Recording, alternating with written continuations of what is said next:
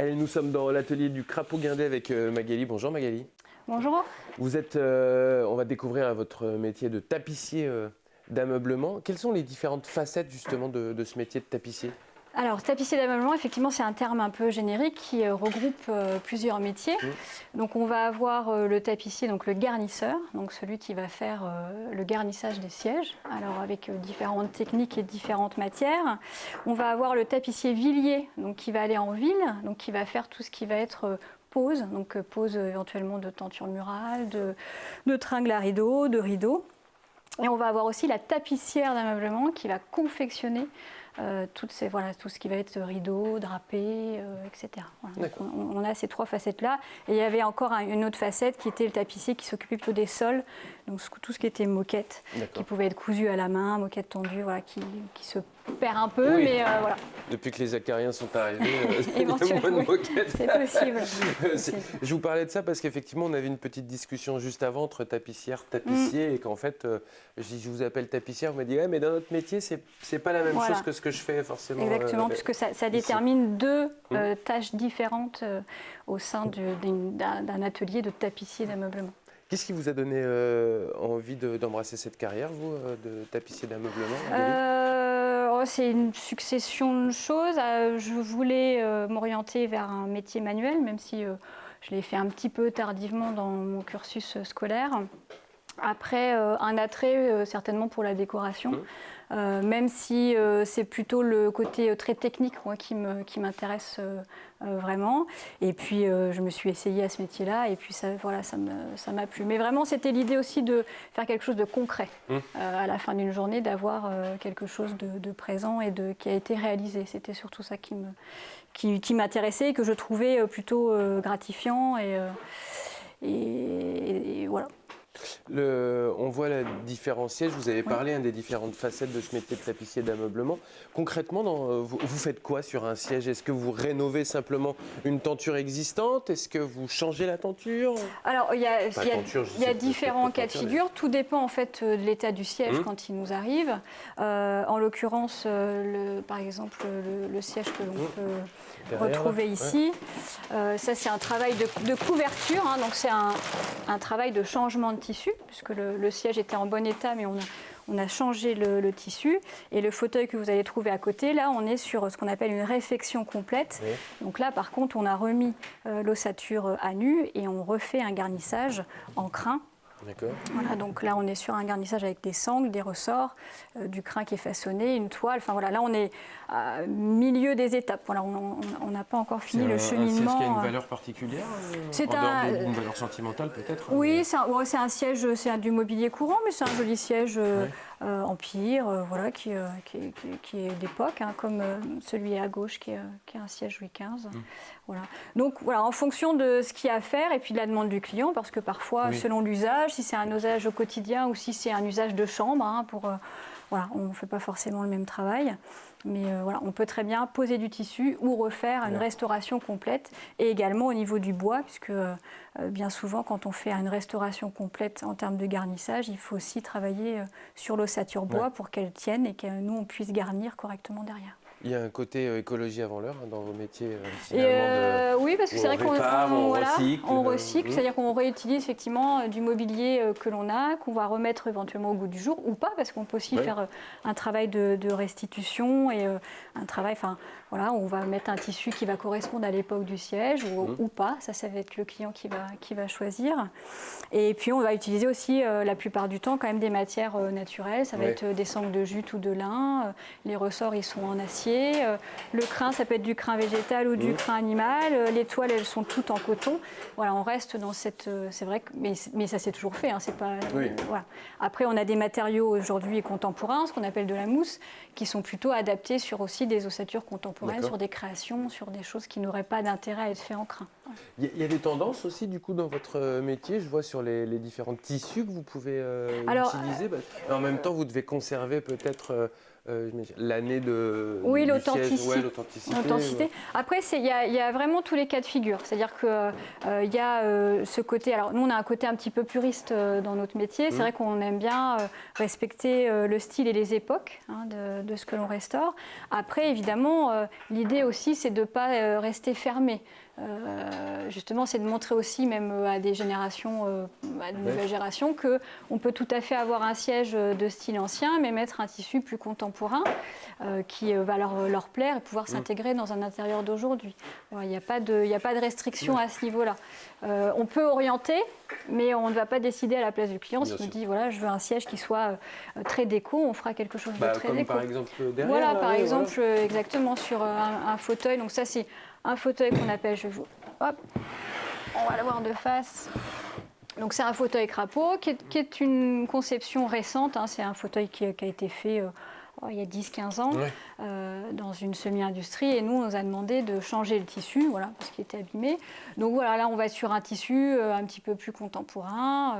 Il y a quand même des gens qui ont cette démarche quand même de dire le siège me plaît, donc je mets juste je change juste le voilà. tissu. Là, on n'est plus sur une histoire de valeur, de dire est-ce que c'est la valeur marchande de l'objet, c'est pas ça, c'est j'ai un objet, il me plaît, sauf que le tissu ne me plaît plus, donc je le conserve et on change et on fait autre chose.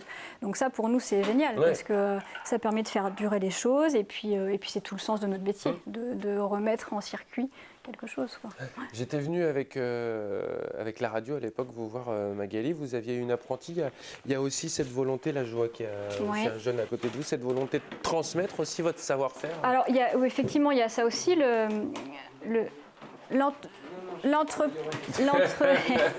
Ah, ça bouge ici.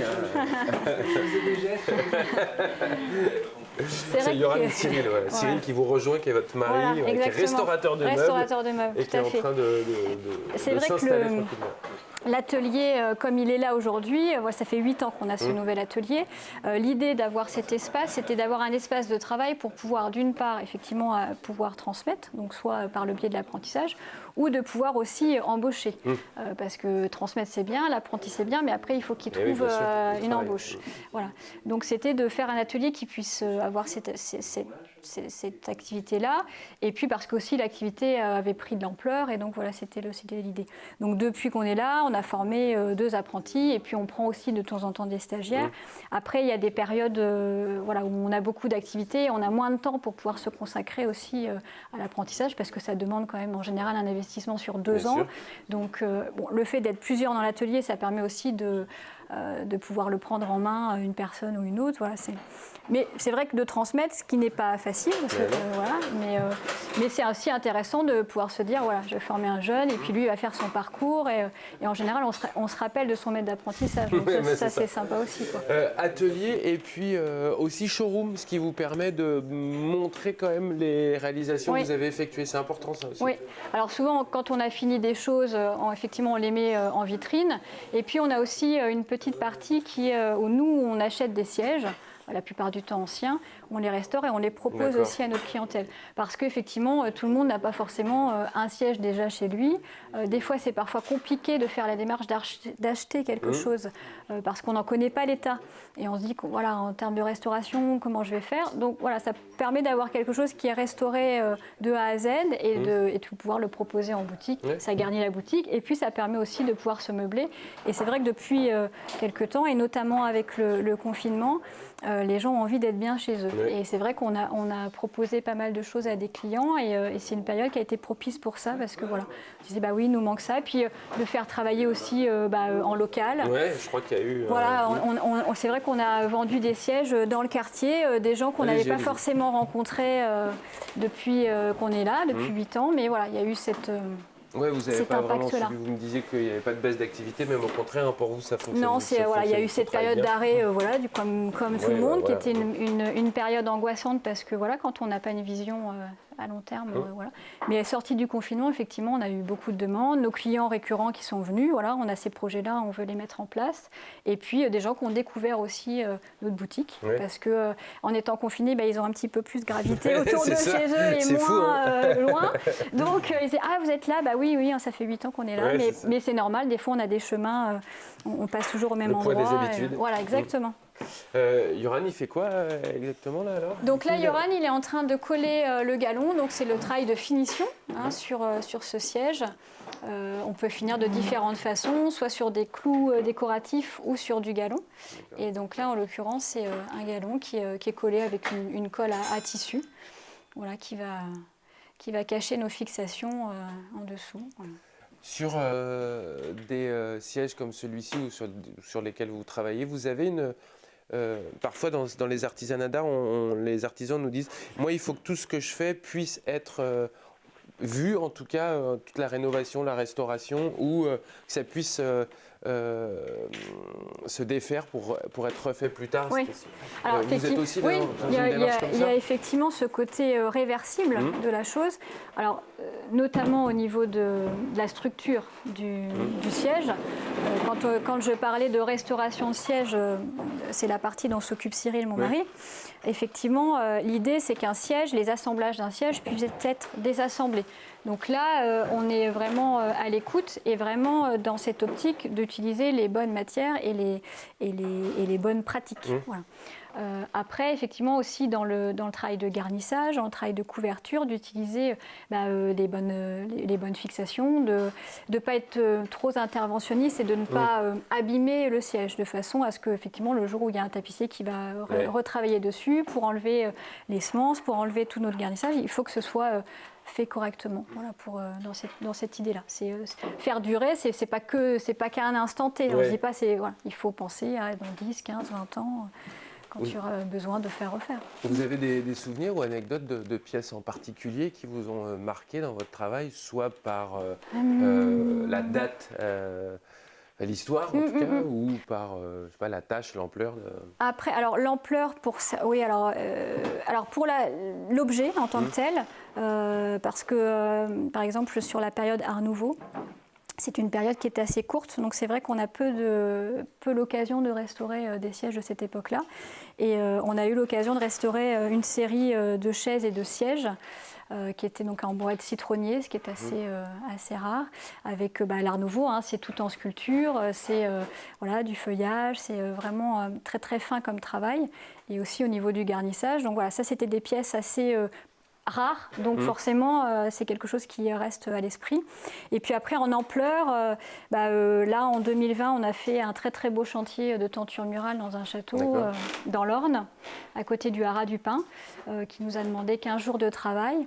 Donc voilà, avec toute une étude historique, avec les conservateurs, avec le maître d'œuvre, avec les propriétaires du château qui est la commune. Donc ça, il y avait tout un travail historique qui était très intéressant. Et puis on nous a demandé aussi, nous, notre expertise par rapport au style des tissus, de passementerie. Donc ça, c'était... 2020 a été aussi très positive, voilà, parce que ça a été aussi un chantier d'ampleur et très intéressant. Bon, ça marche. Merci beaucoup Magali de nous avoir reçus Je ici. vous en prie, merci à vous. Bonne journée.